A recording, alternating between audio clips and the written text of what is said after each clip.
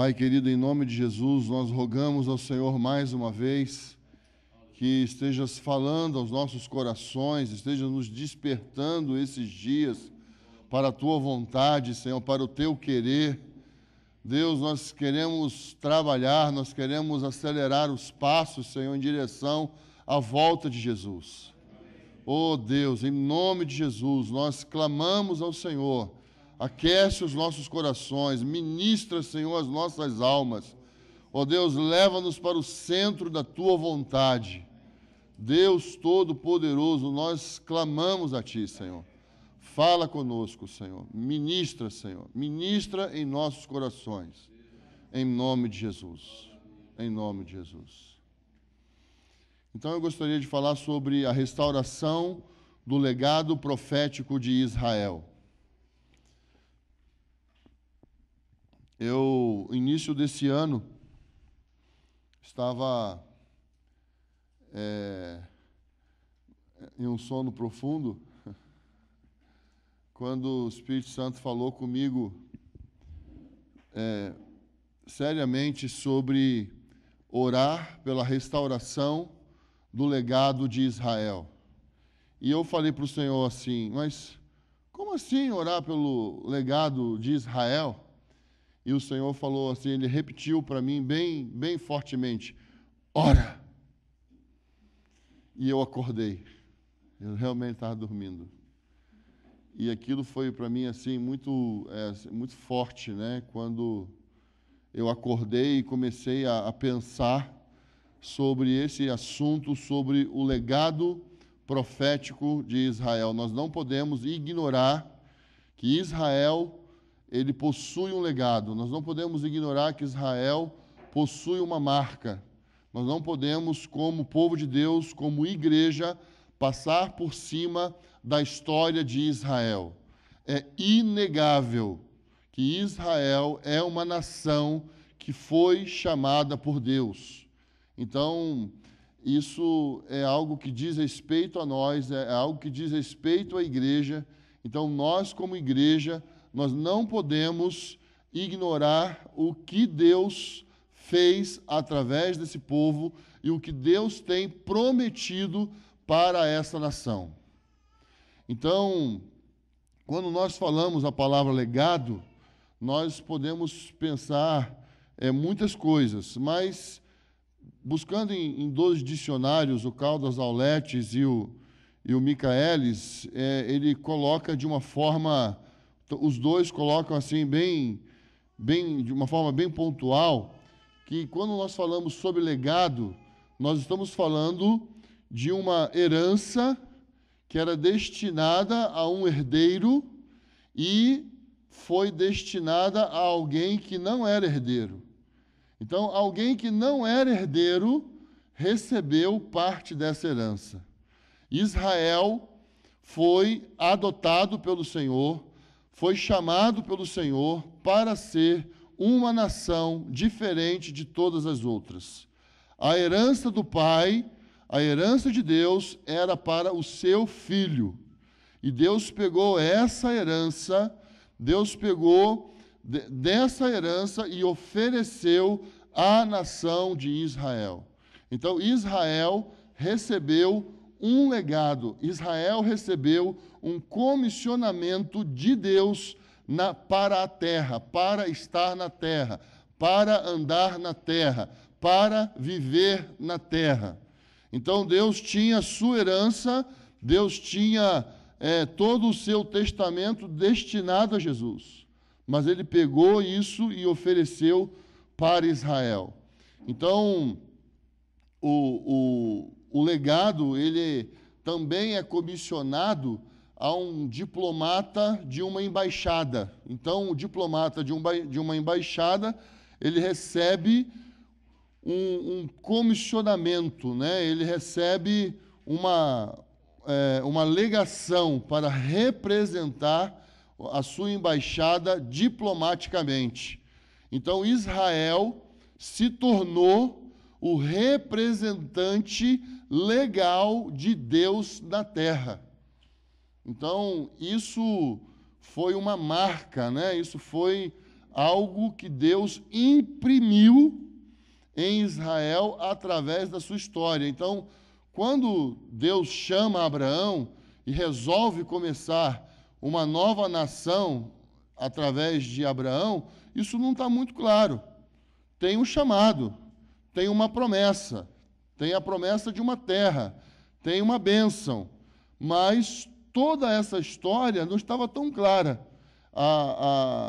Esse legado ele foi se desenrolando através da história. Esse legado ele foi se desenrolando a partir em que a história foi sendo construída.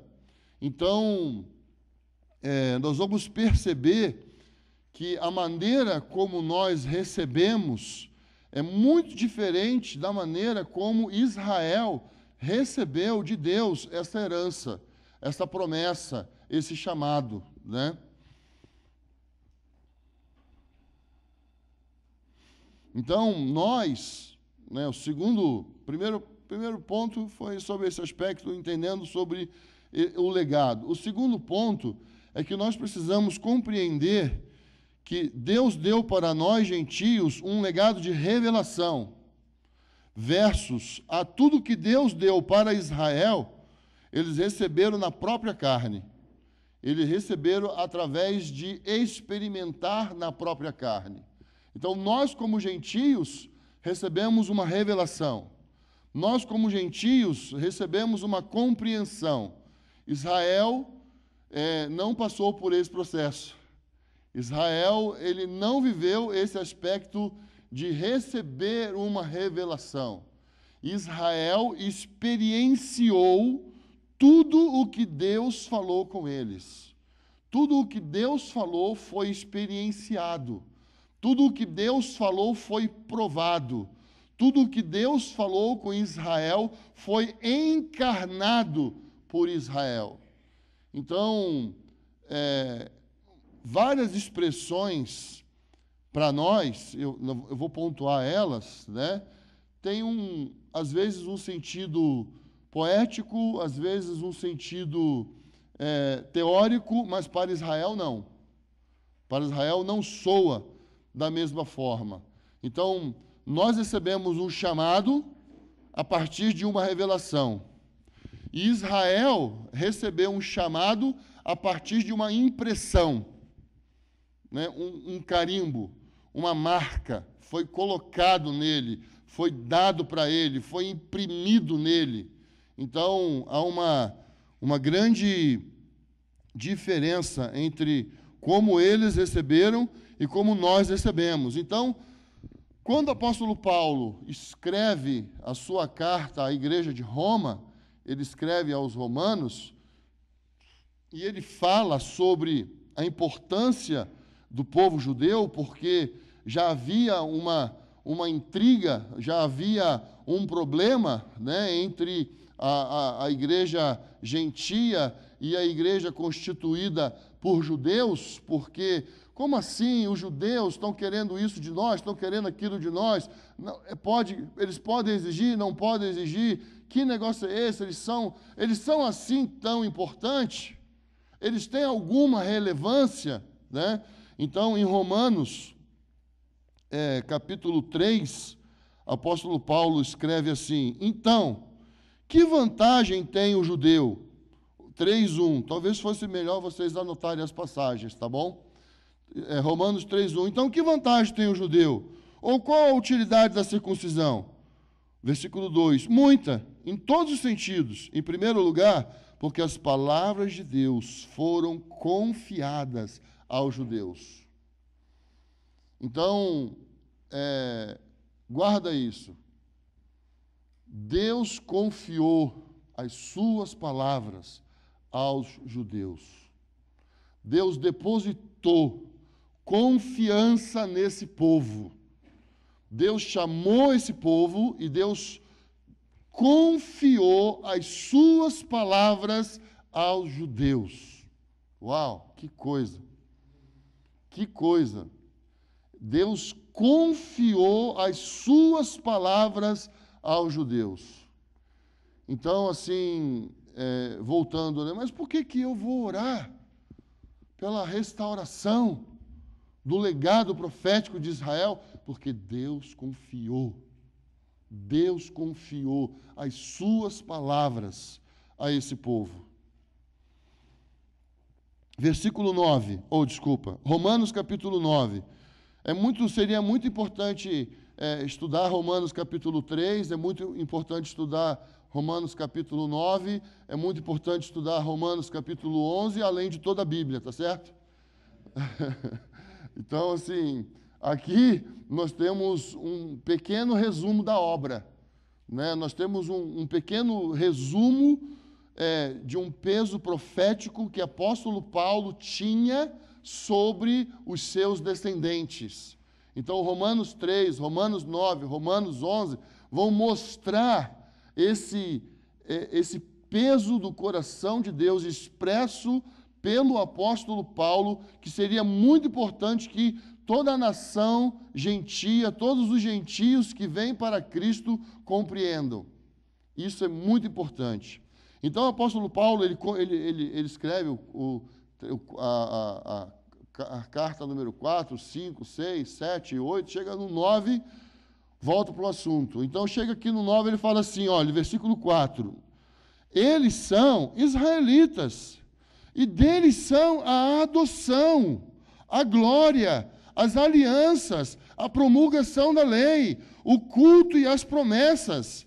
Deles são os patriarcas, e deles descende o Cristo, segundo a carne, o qual é sobre todas as coisas.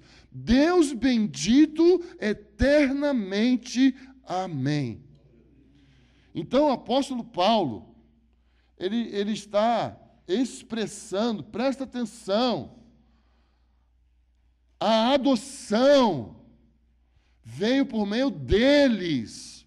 Eles receberam a adoção. Então, para os judeus, o que aconteceu? Os judeus se tornaram a nação preferida de Deus na terra. Isso era um problema. Quem vocês pensam que são? Nós somos filhos de Deus. Quem é o seu Deus? O Criador dos céus e da terra. Como assim? Nós temos, né, essa adoção, nós fomos separados por esse Deus. Então, quando nós falamos sobre a adoção, é uma conotação. Quando eles começaram a falar sobre a adoção, no meio das nações gentílicas, tinha uma outra conotação. Vocês são, porventura, melhores do que nós? Você imagina as nações perguntando. Vocês são, porventura, melhores do que nós? Nós somos escolhidos. Nós fomos escolhidos. Vocês não. Então, isso pegava na veia das nações. Isso era problema. Então, quando fala sobre deles, são a adoção, a glória, imagina, a glória dele, a eles pertencia a glória. O que isso significa? Só o povo de Israel sabia dizer quem era Yahvé. Só o povo de Israel sabia dizer quem era o Criador dos céus e da terra e como tudo havia se processado desde o início da humanidade. Então, eles tinham uma glória, eles tinham um conceito sobre Deus, eles tinham motivos para adorar a Deus, eles tinham razões, eles tinham conceitos sobre Deus que nenhuma outra nação possuía.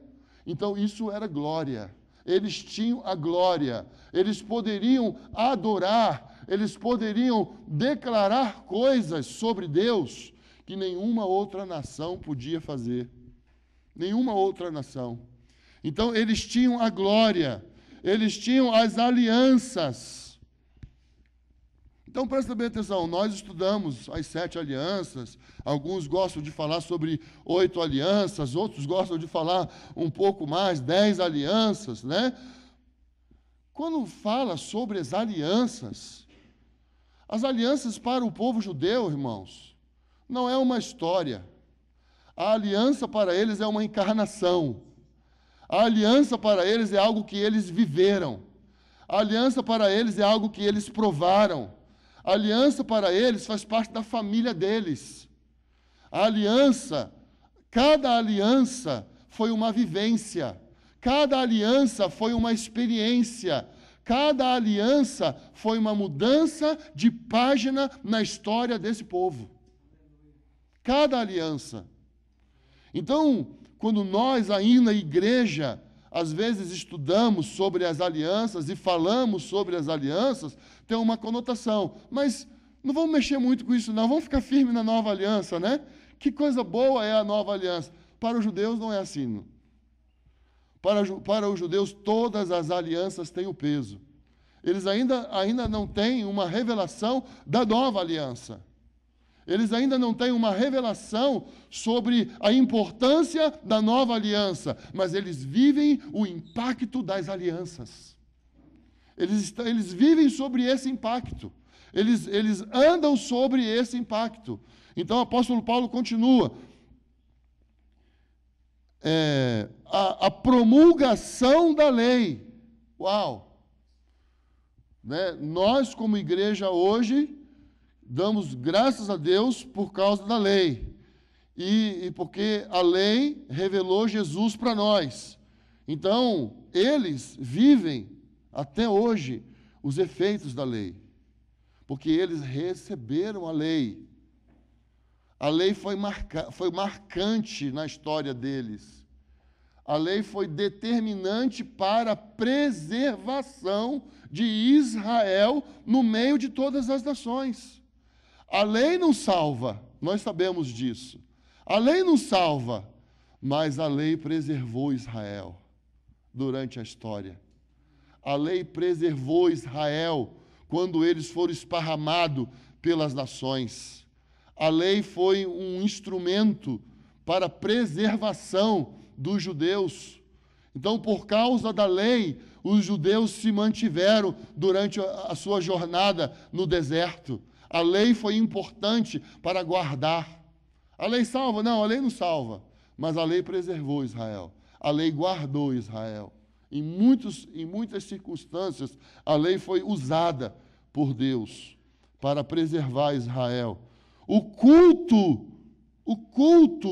pertence, eles receberam o culto. Eles receberam o culto. Então, hoje, para nós, o culto tem muitas conotações, né? Para nós, o culto hoje tem... nós temos muitos conceitos variados sobre o culto. Mas, quando falava sobre culto no meio do povo de Israel, havia sacrifício, havia oferta. Ninguém podia chegar diante de Deus com as mãos vazias. Isso era mandamento. Ninguém podia se aproximar de Deus ou se aproximar da Assembleia com as suas mãos vazias. Precisava levar uma oferta, porque era culto ao Senhor. Hoje nós, na nossa forma de cultuar, nós queremos cadeiras macias, nós queremos um ambiente assim mais aconchegante possível. Nós queremos uma série de exigências que satisfaçam assim o nosso bem-estar, para então nós cultuarmos a Deus. Quando falava sobre culto para o judeu, a coisa mais importante, o que eu vou oferecer para Deus? O que eu vou levar para Deus hoje? O que eu vou apresentar para o Senhor? Eu não vou chegar lá de mãos vazias. Eu não vou chegar lá para pedir nada. Culto é momento de oferecimento. Eu vou oferecer para Deus. eu vou ofertar para Deus, eu vou apresentar para Ele a minha gratidão, eu vou apresentar para Ele o meu louvor, eu vou chegar diante dEle com reverência, porque eu estou diante de Yahvé. Eu vou me encontrar com Yahvé. Então, eles não iam encontrar com Deus de qualquer maneira. Havia uma preparação para encontrar com Yahvé. Então, quando fala sobre culto, eles receberam o culto. Deus, a nuvem descia, Deus aparecia, a glória de Deus descia. Então, não era uma reunião. Então, nós chamamos nossas reuniões de culto, né? Nós chamamos nossas reuniões de culto. E as nossas reuniões, hoje, ela tem uma série de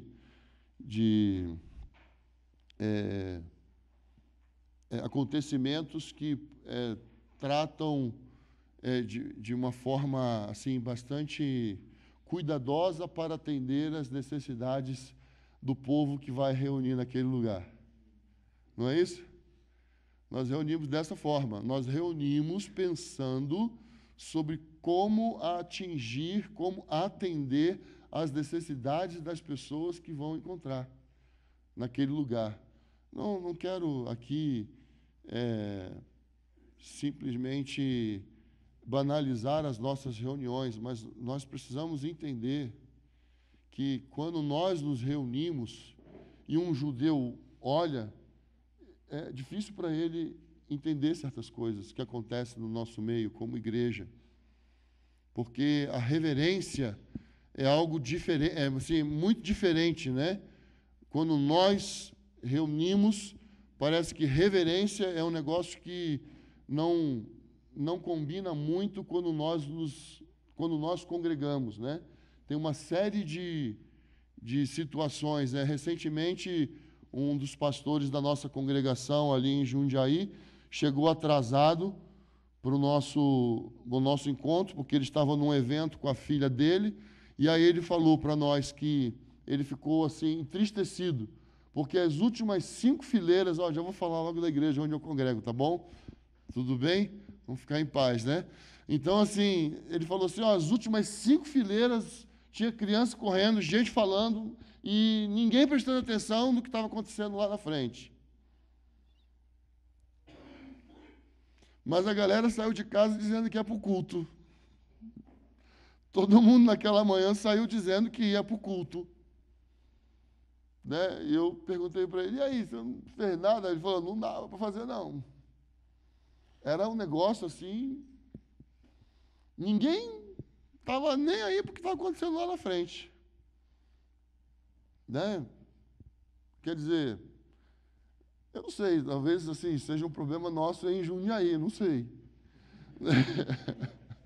Mas alguma coisa não está certa, entende? Alguma coisa não bate quando nós falamos sobre culto. Né? Então, Israel recebeu o culto. Quando eles se reuniam, né, quando eles iam, né, então tinha toda uma preparação, né, porque eles iam adorar ao Deus Todo-Poderoso, né? E aí Paulo continua, né? Eles receberam o culto e as promessas. Então, Abraão, ele recebeu a promessa de uma terra, né? E aí o povo foi lá para o Egito e Deus renovou a promessa da terra. E eles saíram do Egito e andaram 40 anos e viveram 40 anos no deserto em prol de uma promessa, a promessa da terra. Uma terra que manaria leite e mel.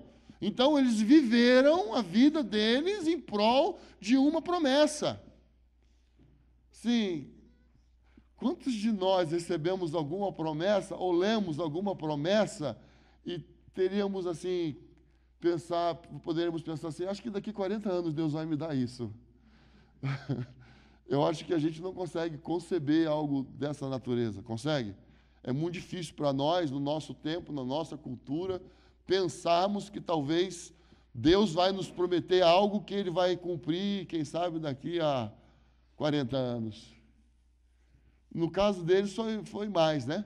Porque 40 anos foi o tempo que ficou no deserto. Mas se você somar o tempo que Deus falou com Abraão, mais os 40 anos, então aí você vai ter aí muito tempo, né? Muito mais de 40 anos. Aí, quando não, Deus vai dar a promessa do Messias.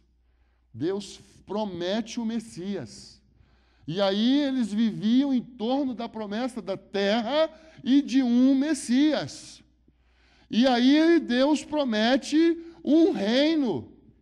E Deus fala assim, eu vou dar para vocês um reino, vocês vão ter um reino. E o meu ungido, ele vai assentar no trono sobre esse reino. Então, esse povo viveu em prol de promessas que Deus fez.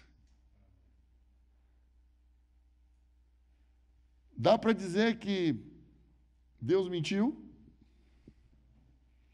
Dá para dizer que Deus enganou eles? Então, assim, eles foram para a terra, né? O Messias veio, né? Aí nós vamos descobrir um negocinho lá que Deus fez com eles quando o Messias veio, né? E aí, o reino que eles tanto queriam, eles não viram ainda. Nós também não. Aí, de repente, a gente fala assim, Deus rejeitou esse povo. Eles estão fora. A igreja substituiu Israel. Fácil falar assim, não é? Barato isso, né?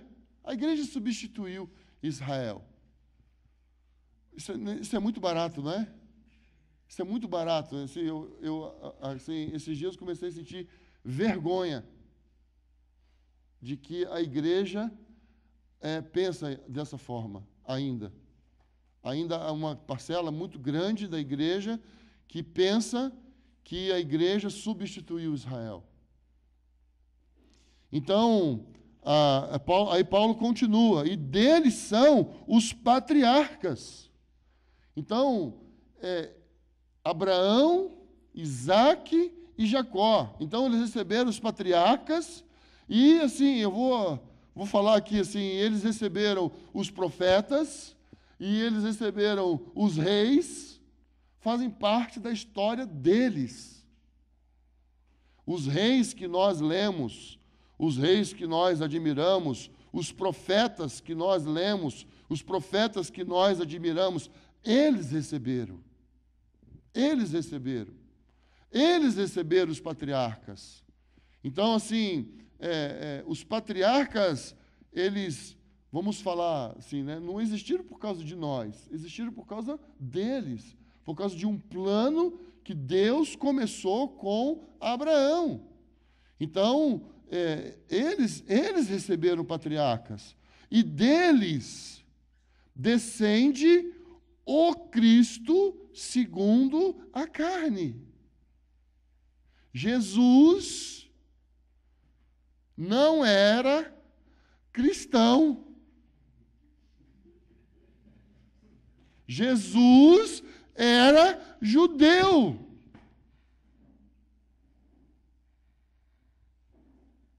Jesus não era cristão. Jesus era judeu. Olha aqui. E deles descende o Cristo segundo a carne. Carol, você pode acrescentar isso lá na sua aula. Jesus nasceu. E tem mais, hein? O Verbo encarnado não era cristão. Era judeu. Engole isso. A gente vai ter que engolir isso agora. E ele ainda é judeu. Não virou cristão, não? Gente, ele morreu judeu, né, Carol? Ele não morreu cristão e ressuscitou judeu, né? Não, ressuscitou Deus, né? Então, assim, Jesus era judeu. Jesus era judeu. O homem que Deus aceitou que entrasse no tabernáculo feito, não por mãos humanas, e que oferecesse o sacrifício agradável a ele, era um judeu. Era um judeu. Não era um gentio. Jesus fazia parte dessa nação marcada, dessa nação que foi ferida por Deus e foi ferida pelos homens. Então, quando nós falamos, ou melhor, quando Deus falou comigo sobre sobre a restauração do legado profético de Israel, nós precisamos atentar para isso. Eu gostaria de passar isso para vocês. Nós temos uma missão. Nós vamos entrar mais, tá?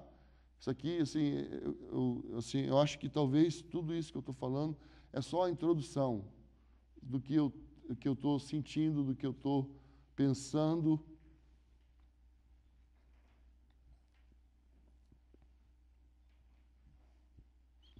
Então, assim,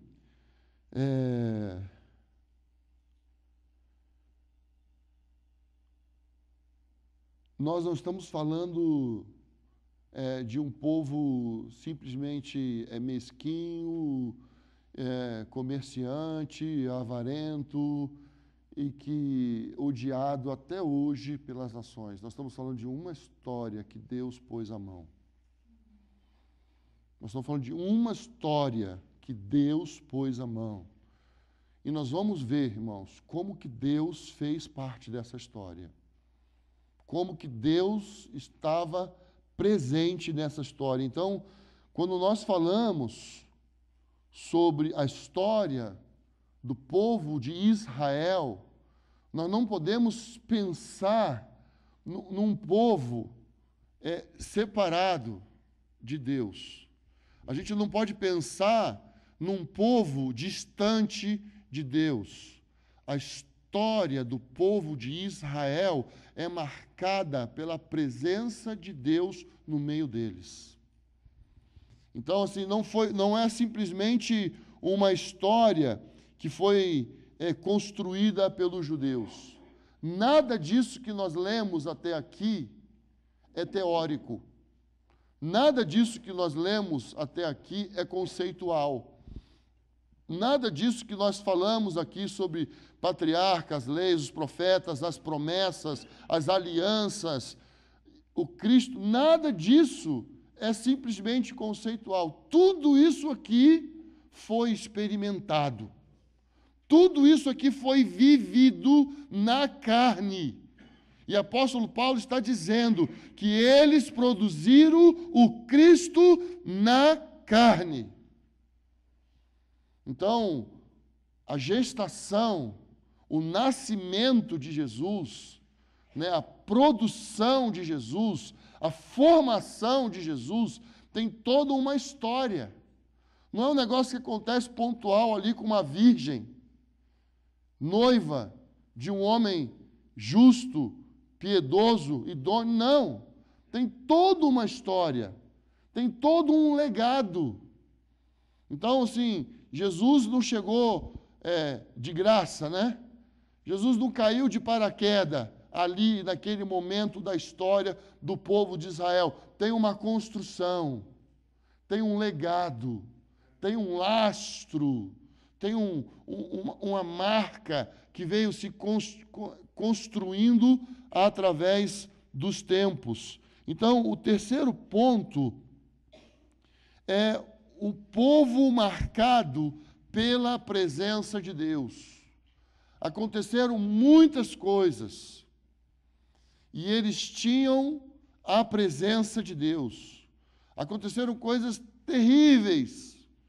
Depois de 40 anos no deserto, depois de experimentar tudo aquilo, né? Depois de toda aquela experiência lá, né? Quantas coisas aconteceram, né? Quantas coisas.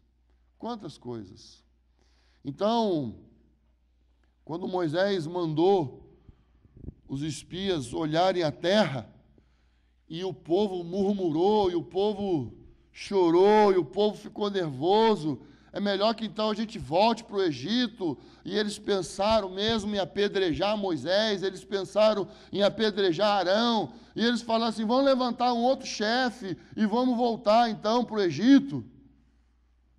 que salvou Moisés? Quem lembra assim, de estampido assim? Quem lembra? O que salvou Moisés? A nuvem da glória de Deus apareceu. Deus apareceu.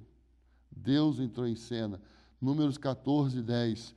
Mas toda a comunidade disse que fossem apedrejados.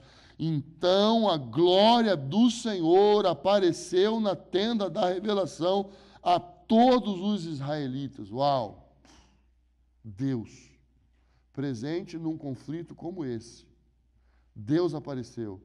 Aí Moisés trava ali um momento, né, um diálogo com Deus, aí no versículo 14, né, depois que Deus fala de acabar com tudo, e contarão isso aos habitantes dessa terra. Ó Senhor, eles ouviram que tu estás no meio desse povo. Então, os habitantes da terra sabiam que aquele povo de Israel tinha um Deus que andava no meio deles.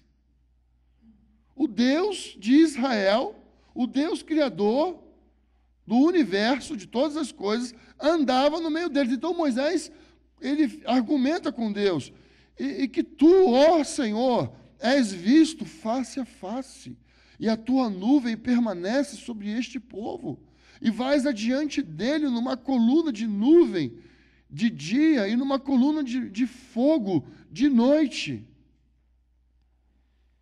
E aí, Deus se acalma. Aí, mais para frente, tem um novo problema. Mais para frente tem uma nova história. Números 33, versículo 5. Pois o Senhor tinha dito a Moisés: dize aos israelitas, és um povo muito obstinado. Se eu subisse no meio de ti, por um só momento, te destruirias.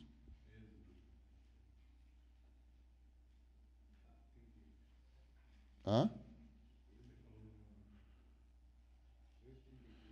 Êxodo 33, 5. Pois o Senhor tinha dito que se ele subisse no meio de ti, por um só momento, ele iria destruir o povo. Então, Deus estava sério. Deus estava no meio deles. Deus andava no meio deles. Deus era meio nervoso. Não era fácil, né? Lidar com um Deus, criador de todo o universo, andando no meio de homens. E Deus andava no meio deles. E Deus estava no meio deles. Aí, lá no versículo 12, Moisés, ele continua argumentando com Deus, e ele vai falando com Deus sobre não permitir que o povo saísse do lugar sem que Deus estivesse no meio deles. Então, era uma marca, era algo, era sine qua non, ou seja, se nós somos o seu povo, então o Senhor precisa andar no nosso meio. Porque isso foi o que foi acordado. Isso foi o que foi estabelecido. Vocês vão andar e eu vou andar com vocês. Eu vou estar com vocês. Aí Deus falou assim, não vou mais. Aí Moisés falou, não dá. Não tem jeito. Não tem como ser diferente. Lembra? Olha, eu e todo o seu povo somos conhecidos porque o nosso Deus anda no nosso meio. Lembra? O Senhor é o nosso Deus. O Senhor não pode simplesmente nos mandar andar e não ir no nosso meio. Não dá. Não tem jeito. Então, assim, a presença de Deus era real no meio do povo de Israel. A presença de Deus não era algo imaginário que causava arrepio. A presença de Deus era algo real que causava terror. Terror, arrepio não, era terror. Era um negócio sério. Pisou fora, morre. É desse jeito. Deus estava no meio deles. Aí, quando nós chegamos aqui, no versículo 13, Moisés fala assim: se achei favor aos teus olhos, rogo-te que agora me mostre os teus caminhos, para que eu te conheça, a fim de que continue a achar favor aos teus olhos. E considera que esta nação é teu povo. O Senhor respondeu-lhe: eu mesmo irei contigo e te darei descanso. Gente, Deus viu que o negócio estava pesado para Moisés. Disse: eu vou te dar descanso, Moisés. Eu vou com vocês. Que coisa, não? Já pensou? Elivelto, Deus falar para você: Elivelto, vou te dar um descanso aí. Eu vou cuidar da sua comunidade. Hã? Eu vou falar assim: não, Deus, não vai lá em Jundiaí, não, senão você vai acabar com tudo. É sério, né?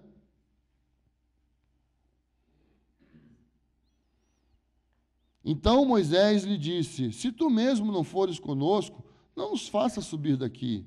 Como saber que achei favor aos teus olhos, eu e o teu povo?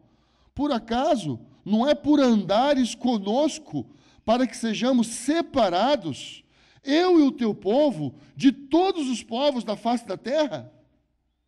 Então, a separação de Israel se dava porque Deus andava no meio deles. Deus estava no meio deles. Eles eram um povo separados, porque o Deus deles andava, né? E ainda tinha uma tal de rocha lá que andava também. Você imagina um negócio desse? Tinha uma rocha que andava. A rocha acompanhava, de vez em quando saía água dessa rocha. Um negócio interessante, né? A gente não tem nenhuma canção pela rocha, né? Mas a rocha está lá, né? A rocha sempre aparece, né? A rocha aparece 9 vezes, né? Em toda a Bíblia, né? E estava lá, Deus andando no meio deles. Então Moisés, ele fala: para que sejamos separados, eu e o teu povo, todos os povos da face da terra, de todos os povos da face da terra. Então, não era simplesmente uma promessa, não era simplesmente uma lei, não era simplesmente a história dos patriarcas, não era. Era um Deus que andava, um Deus vivo que andava junto deles. Então, a história de Israel foi totalmente experiencial. Não foi um negócio assim de conceitos escritos num livro. Não foi assim um negócio de, então, nós entendemos, né? Se você pegar, assim, presta bem atenção, irmãos, assim, eu vou falar de uma forma com muita reverência, tá? Se você pegar algumas coisas que acontecem em Atos, os apóstolos falam assim: e pareceu bem a nós e ao Espírito Santo, e eles escrevem. Se você pegar isso e comparar com toda a história, você, uau, que coisa! Deus estava presente e falou com eles. E teve fogo, e teve trovão, e teve terra que abriu, e engoliu pessoas. Aí, quando nós chegamos na revelação, pós-derramamento do Espírito Santo, nós temos uma outra maneira de relacionar. Tem a comunhão do Espírito Santo. E, através da comunhão do Espírito Santo, nós entendemos, nós compreendemos e andamos na fé daquilo que nós discernimos. Dessa forma. Então, assim, há uma distância muito grande. Não estou diminuindo, entenda isso. Não estou diminuindo em nada. Porque é diferente a maneira com que Deus se relacionou com o judeu, É diferente a maneira com que Deus se relacionou com o seu povo escolhido, separado de todos os habitantes da terra e conosco. Parece até, olha o que eu vou dizer, parece até que Deus nos amou mais do que a eles. Parece até que Deus olhou para nós e, né, aquela história que Haroldo contou aqui, vocês são mais bonitinhos. Eu vou dar um negócio diferente para vocês. Entende? Assim, a nossa abnegação, né, tem uma história de amor tão grande, tão poderosa, tão assim inebriante, que assim ficamos extasiados quando nós começamos a pensar nessa história de amor. Aí quando você olha para o povo de Israel, você tem que estudar muito, de repente, para descobrir uma história de amor ali, porque parece que tinha um povo e um Deus que andava com a espada assim, faz ou morre. É um negócio muito sério. E esse povo que Deus confiou a sua palavra a eles, eles são fiéis até hoje. Presta bem atenção nisso. Eles são fiéis até hoje. Dentro do que eles entendem, eles são fiéis. Vamos continuar. E aí nós temos vários versículos na Bíblia, não sei se 20, se 21, eu tenho 19 versículos aqui. Eu serei o seu Deus, tu serás, e vós sereis o meu povo. Eu serei o seu Deus, vós sereis o meu povo. Vocês serão o meu povo, e eu serei o seu Deus. Deus declarando isso o tempo inteiro. Não esqueçam, vocês são meus. Não esqueçam, vocês são meus. Nós temos declarações como dessas, Gênesis, Êxodo, Levíticos, Crônicas, Jeremias, Ezequiel, nós temos Oséias, declarações. Vocês são o meu povo. Vocês são o meu povo. Quando nós também temos declarações dessa no Novo Testamento, referente à igreja. Mas tudo no Velho Testamento não se refere à igreja, se refere ao povo de Israel. Então, são muitas passagens, eu acho que não compensa falar, né? Aliás, é muita coisa, né? Então, não é que não compense, né? Então, se você perguntar para um judeu, né, quem é o seu Deus? Né? Ele não vai ter dúvida em dizer Yahvé. Né? Talvez alguns rancorosos vão dizer assim, não tenho, não sei.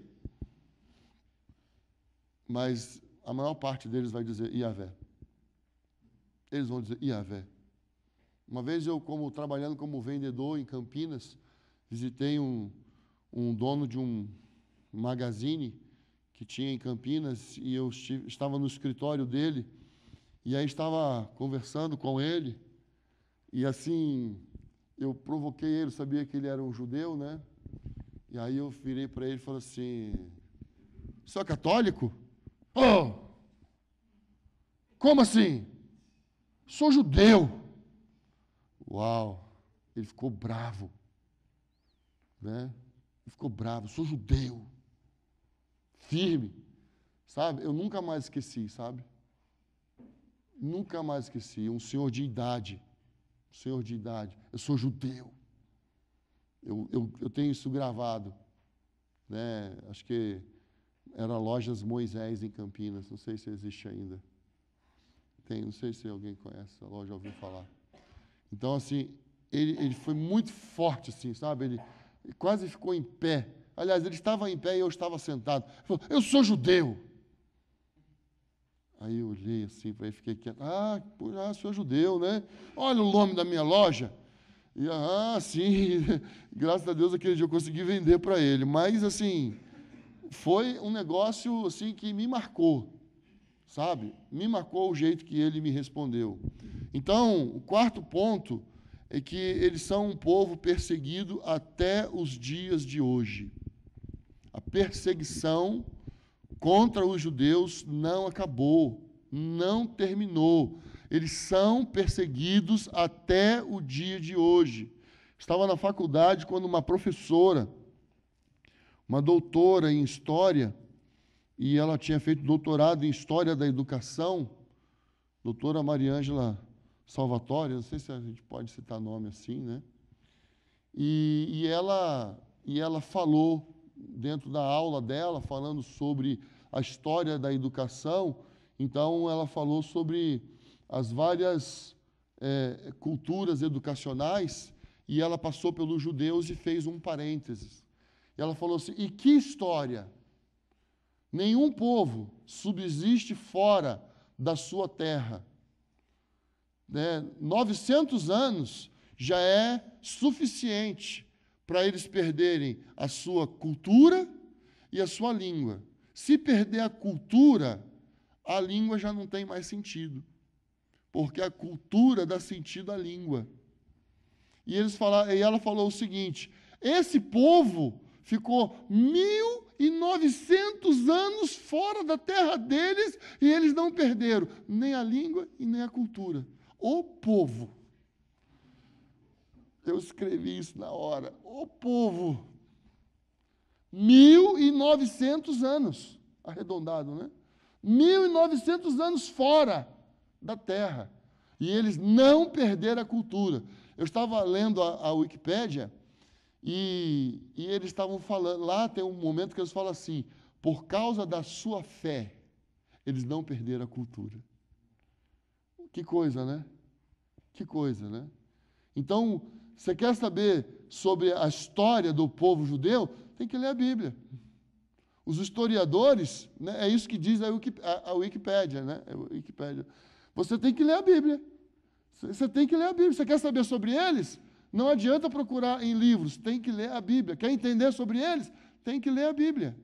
Então, a história do povo judeu está no livro mais lido da humanidade. Está lá. E eles são perseguidos por isso. Então, a Bíblia hoje, ela é proibida, né, de ter um exemplar bíblico, um exemplar da Bíblia em bibliotecas escolares, aqui já no Brasil, viu, Erivelto? Né, os vereadores de Cascavel estavam tentando colocar um exemplar da Bíblia em cada biblioteca da escola e foi vetado. Foi vetado. Então, assim, já está indo por esse lado. E se não querem a Bíblia, muito menos os judeus. Tá? Porque um remete ao outro. Um remete ao outro. Então, os judeus, a perseguição não acabou aí. A perseguição continua até hoje. Eles são perseguidos até hoje. Eles são perseguidos em todos os lugares. Minha irmã estava conversando com um judeu e ele estava falando da pressão que ele estava vivendo, e ela falou assim, você precisa voltar para o único lugar onde você tem segurança. E ele parou assim, a terra, né? A minha irmã falou assim, a terra. Lá é o único lugar que o judeu pode ter segurança. É lá, na terra deles. Fora de lá, eles estão expostos. Fora de lá, eles correm perigo. Lá, eles estão protegidos. Lá, eles estão guardados, porque eles sabem quem está próximo deles, dependendo de onde eles estão vivendo, né? Então, assim, é o único lugar seguro para o judeu, é lá na terra, onde eles estão vivendo toda essa história de conflito. Quinto ponto, eles são guardiões de uma terra e de uma história. Então, como eu já falei, a Bíblia é a principal fonte de história sobre os judeus. Então, eu lembro de uma vez que Haroldo estava comentando que a guerra era sobre a terra, a guerra era sobre a terra, a terra, mas parece que chegou a uma conclusão. Na realidade, a guerra não é sobre uma terra, a guerra é sobre um monte. Tem um monte.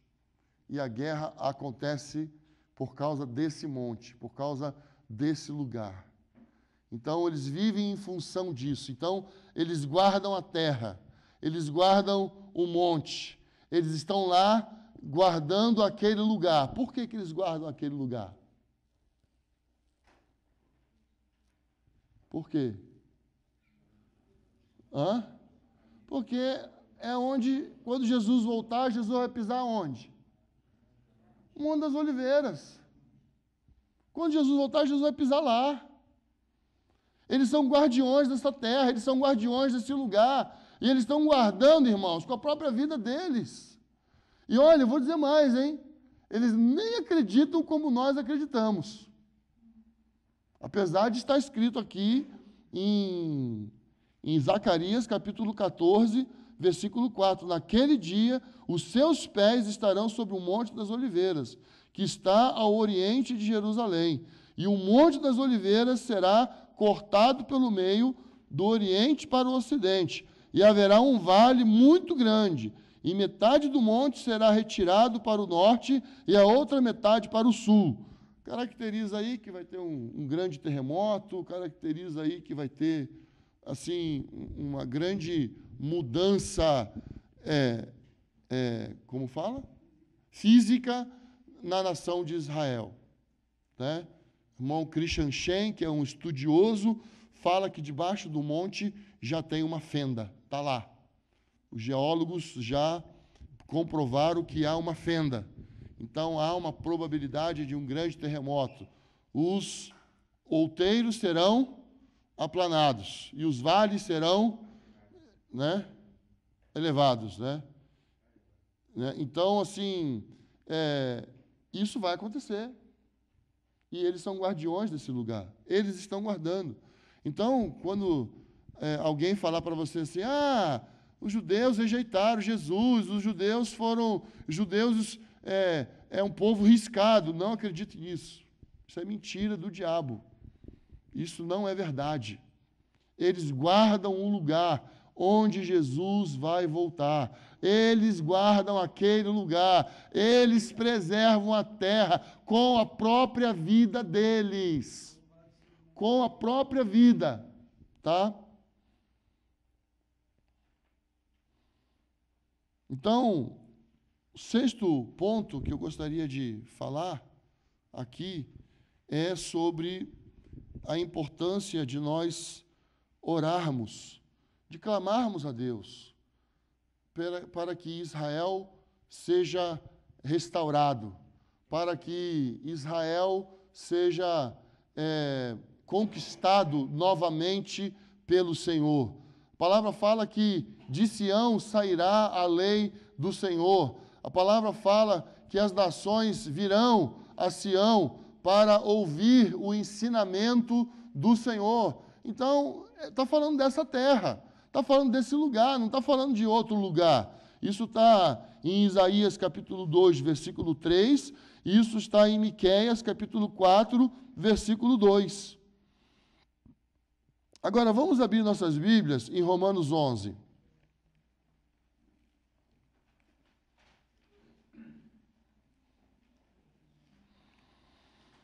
Os que estão acordados, continuam acordados? Continuam? Os que estão dormindo já acordaram? Já também? Fala amém aí que está dormindo, acordou.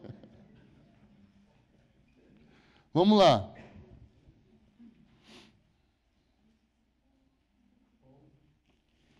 Romanos 11, 1.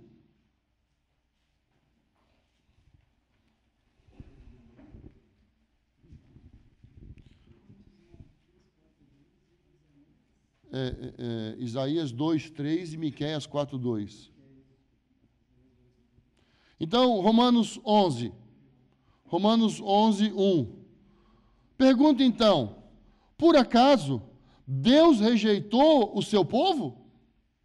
Então, o diálogo de de Paulo, né, a carta, né, de Paulo, a dissertação de Paulo sobre toda a sua visão, sobre toda a revelação que ele recebeu ao longo da sua história, da sua jornada com o Senhor, ele escreve aqui em Romanos. E ele escreve isso aos romanos, ele faz a apresentação do seu evangelho, da sua visão, né, daquilo que ele recebeu do Senhor para a igreja de Roma. Então o apóstolo Paulo pergunta: por acaso Deus rejeitou o seu povo? De modo nenhum, porque eu mesmo sou israelita, da descendência de Abraão, da tribo de Benjamim. Deus não rejeitou o seu povo, ao qual conheceu de antemão. Ou não sabeis que a Escritura diz sobre Elias, como ele fala a Deus contra Israel, dizendo: Senhor, mataram os teus profetas e tal. Aí só ficou eu. Aí o Senhor responde para ele: não, Elias, eu tenho 7.000. E aí Deus pergunta para Elias de novo: Elias, o que você está fazendo aí? Senhor, mataram os seus profetas. Não, Elias. 2 vezes Deus pergunta. 2 vezes Deus responde para Elias: não, eu ainda tenho 7.000. Deus rejeitou o seu povo? De jeito nenhum. Deus não rejeitou Israel. Deus não tirou Israel. Deus não tirou Israel. Vamos continuar a leitura aqui. Vamos ver o versículo 11. Então pergunto: será que tropeçaram para que ficassem caídos? Então presta bem atenção. Houve um tropeço? Houve um tropeço. Né? Caíram? Caíram. Então o apóstolo Paulo pergunta: será que tropeçaram para que ficassem caídos? De maneira nenhuma, mas pela transgressão deles, a salvação chegou aos gentios, para provocar ciúmes em Israel. Então, por causa do tropeço deles, a salvação chegou até nós. Nós fomos alcançados, porque Israel tropeçou. Versículo 12. Mas se a transgressão deles significa riqueza para o mundo, riqueza por causa da salvação, riqueza por causa da apresentação da graça. Mas se a transgressão deles significa riqueza para o mundo e o seu fracasso, riqueza para os gentios, quanto mais a sua plenitude. Irmãos, Israel vai ser restaurado novamente. Deus não falhou, Deus não errou em escolher esse povo, em separar esse povo de todas as nações e trazer Jesus por meio dos judeus. Não foi um equívoco.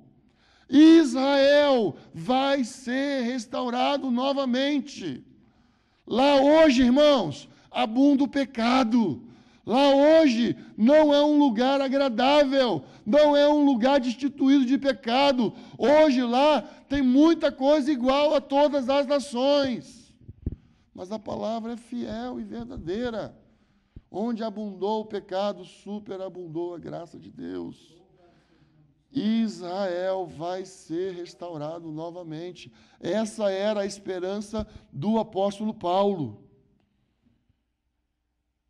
Mas se a vós, gentios, que falo, versículo 13, e uma vez que sou apóstolo dos gentios, glorifico o meu ministério para ver se de algum modo posso provocar ciúmes nos da minha raça e salvar alguns deles. Porque a sua rejeição significa a reconciliação do mundo. O que será a sua aceitação, se não vida dentre os mortos? O ministério da reconciliação chegou até nós. Amém? Porque eles tropeçaram. O ministério chegou até nós porque eles tropeçaram. A salvação chegou até nós porque eles tropeçaram. Agora, o apóstolo Paulo falou, então vocês imaginem agora o que pode acontecer quando eles forem restaurados. Olha só, versículo 16. Se os primeiros frutos são santos, a massa também é. Quem é o primeiro fruto? Israel. Santo por quê? Porque eles foram separados. Santo é aquele que é separado. E se a raiz é santa, os ramos também são. E se alguns ramos, agora, olha só, presta atenção. Eu não sei se estamos aqui todos crendo da mesma forma há muito tempo. Eu não sei, mas eu não canso de ler Romanos 11. Eu não canso de escutar Asher cada vez que ele vem aqui e lê Romanos 11. Eu acho que a gente precisa continuar lendo Romanos 11, decorar Romanos 11 e entender Romanos 11 e pedir revelação a Deus sobre isso. Versículo 17. E se alguns ramos foram cortados, e tu, sendo um amante feio, e tu, sendo amante feio, desajeitado, né? E tu, sendo oliveira silvestre, foste enxertado entre os outros ramos e feito participante da raiz e da seiva de oliveira cultivada, não te glories contra os ramos, mas se te gloriares contra eles, lembra-te de que não és tu que sustentas a raiz, mas a raiz a ti. Alguns ramos foram cortados para que nós fôssemos enxertados. Alguns ramos, não todos os ramos. Alguns ramos. Israel, amados, não foi tirado de cena. Israel não foi cortado do plano de Deus. Israel não foi rejeitado por Deus. O amor de Deus é tão grande que Ele nos incluiu nesse processo. Ele nos incluiu nessa história. Ele nos trouxe para dentro dessa história. Versículo 19. Então dirás, ramos foram cortados para que eu fosse enxertado. É verdade. Eles foram cortados por causa da incredulidade. E tu estás firme pela sua fé. Não te orgulhes, mas teme. Mas teme. Nós cremos, por isso fomos enxertados. Não devemos nos orgulhar, porque nós não fizemos absolutamente nada, a não ser crer. Nós recebemos com fé que isso era verdade, que havia um Deus que tinha dado o seu único filho por amor a nós. Então, nós cremos nisso e fomos colocados numa posição que não fizemos absolutamente nada para estar nessa posição de filhos adotivos, assim como Israel. Nada. Então, o apóstolo fala, não te glories sobre os ramos que foram cortados. Não te glories, não faça isso. Não fale que você substituiu eles, não faça isso. Nós não substituímos Israel. Porque se Deus não poupou os ramos naturais, também não poupará a ti. Considera, pois, a bondade e a severidade de Deus. A severidade para com os que caíram, mas para contigo a bondade de Deus. Se permaneceres nessa bondade, do contrário, tu também serás cortados. E mesmo ele, se não permanecerem na incredulidade, serão enxertados, porque Deus é poderoso para enxertá-los novamente. Pois se tu fostes cortado da oliveira silvestre por natureza, e contra a natureza fostes enxertados na oliveira cultivada, quanto mais os ramos naturais não serão enxertados da própria oliveira? Uau! Irmãos, não quero que ignoreis este mistério, para que não sejais arrogantes. O endurecimento, Paulo fala de novo, veio em parte sobre Israel, até que chegue a plenitude dos gentios. E assim, todo Israel será salvo, como está escrito: o libertador virá de Sião e desviará de Jacó as impiedades.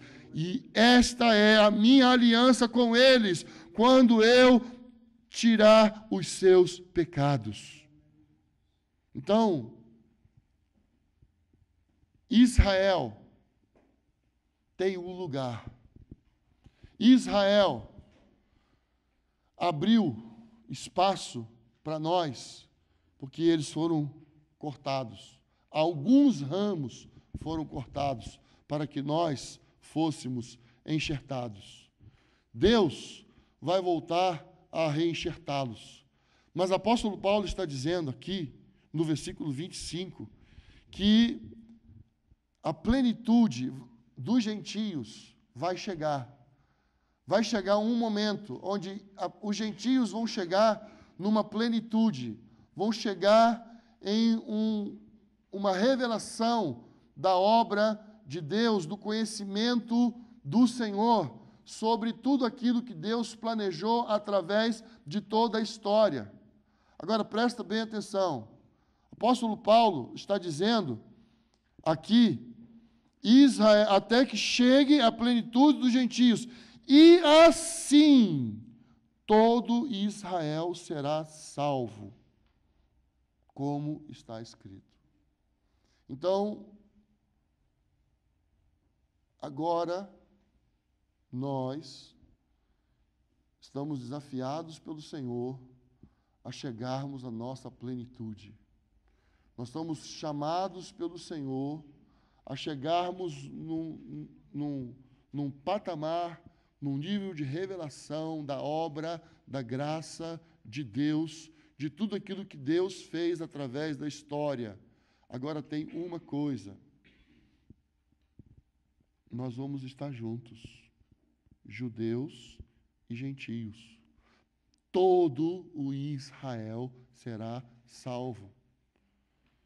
Se nós formos ler Gálatas, capítulo 3, nós vamos ver que o apóstolo Paulo fala que todos que são da fé são filhos de quem? Hein? De Abraão. Todos que são da fé são filhos de Abraão. Se nós somos da fé, logo somos filhos de Abraão. Se somos filhos de Abraão, logo pela fé nós também somos judeus. Todo Israel será salvo. Israel natural, Israel espiritual, todo Israel será salvo. Então, o plano de Deus não mudou. Deus vai salvar Israel. Agora, lembre-se, nós não estamos falando que Deus vai ignorar todo o pecado. A palavra diz que Ele vai remover o pecado do seu povo. Ele vai tirar, Ele vai fazer isso. Ele vai trazer cura sobre Israel. Israel será curado. Agora, irmãos, nós estamos chamados para interceder diante de Deus por eles. Nós estamos chamados para levantar as mãos em favor de Jerusalém. Nós estamos chamados pelo Senhor para interceder diante de Deus para que eles fiquem firmes. Nós fomos chamados como embaixadores da reconciliação. Amém? Nós somos embaixadores de um ministério. Nós somos chamados como embaixadores da reconciliação. Agora, Lembra que eu falei sobre legado? Lembra que eu falei sobre embaixada? Israel tem um legado. Israel tem como direito natural uma embaixada na terra, dizendo que Deus existe. Tem uma embaixada lá, Israel é como se fosse a embaixada do Deus vivo. Nós não somos embaixadores de Israel, entende isso? Nós não somos embaixadores dos judeus, nós não somos embaixadores de Israel, nós somos embaixadores do ministério da reconciliação. E porque nós somos embaixadores do ministério da reconciliação, nós vamos também orar pela reconciliação de Israel com o Senhor. Nós também vamos ministrar a reconciliação a Israel, porque Deus quer salvar Israel. Deus quer alcançar todo Israel. Israel tem uma embaixada física, um lugar. Nós não. A igreja, como embaixadores, nós andamos entre as nações. Nós vamos às nações. Nós pregamos o evangelho às nações. Nós vamos de um povo a outro povo. Nós vamos de uma terra a outra terra. Né? Porque o nosso chamado está dentro de nós. É diferente do povo de Israel. O chamado deles está na cara deles, está no jeito deles, está na cultura deles. E eles estampam isso. Eles representam um Deus na terra que diz que o que está aí é pecado, está errado. Vocês não ficaram muito empolgados com isso não, né? Então, Israel será levantado por Deus novamente. E a Bíblia diz que todas as nações vão se voltar contra Israel. Todas as nações vão se reunir contra Israel, para entrar em guerra contra Israel. E a Bíblia diz que o Senhor vai salvar Israel. O Senhor vai socorrer Israel. Agora, eu não sei, alguém falou isso. Eu não sei quem falou. Para todas as nações se reunirem contra Israel, todas as nações do mundo se reunirem contra Israel, é porque alguma coisa vai acontecer no sentido bélico. Alguma coisa vai acontecer no sentido de depor as armas. Alguma coisa vai acontecer. Alguma coisa vai acontecer lá. E as nações vão se levantar contra Israel. E eles vão vir para destruir Israel. Os árabes não deram conta até hoje. Parece que não vai dar conta, não. Vai ter que juntar todas as nações. Vão ter que juntar todas as nações. Eles vão se juntar para a destruição de Israel. E parece que Israel vai ficar assim, olhando para Yahvé. Não vai ter o que fazer. E eu acho que Israel vai fazer. Aí Yahvé vai fazer assim: já vou. Isso vai acontecer. Isso vai acontecer. Nós fazemos parte dessa história. E nós precisamos interceder por esse povo. Repito, Israel é uma embaixada de Deus na terra. Nós não somos embaixadores de Israel. Israel vai ser restaurado. Israel vai ser um testemunho contra essa ideologia do gênero, Erivelto. Deus vai tratar isso com Israel. Deus vai tratar. Eles foram marcados. Lembre-se, eles não foram 100% cortados. Alguns ramos foram cortados. Israel está sendo restaurado. Israel já começou, a restauração já começou, viu, irmãos? A restauração já começou. Muitas coisas estão acontecendo. Nós temos experienciado muitas coisas com Asher. Nós temos ouvido muitas coisas. Nós temos prestado atenção em muitas coisas que Deus está fazendo ao redor do mundo. Então, faça parte dessa história. Tenha temor. Nós precisamos ter temor de Deus quando nós falamos sobre Israel. Tenha temor. Não despreze Israel. Faça o que o apóstolo Paulo falou aqui, ó. Cuidado. Não se orgulhe. Tema tenha temor, tenha temor. Não despreze os filhos, não despreze os filhos. Não despreze os primeiros frutos, não despreze os primeiros frutos. Vamos orar pelos primeiros frutos. Vamos clamar a Deus pelos primeiros frutos. Vamos rogar a Deus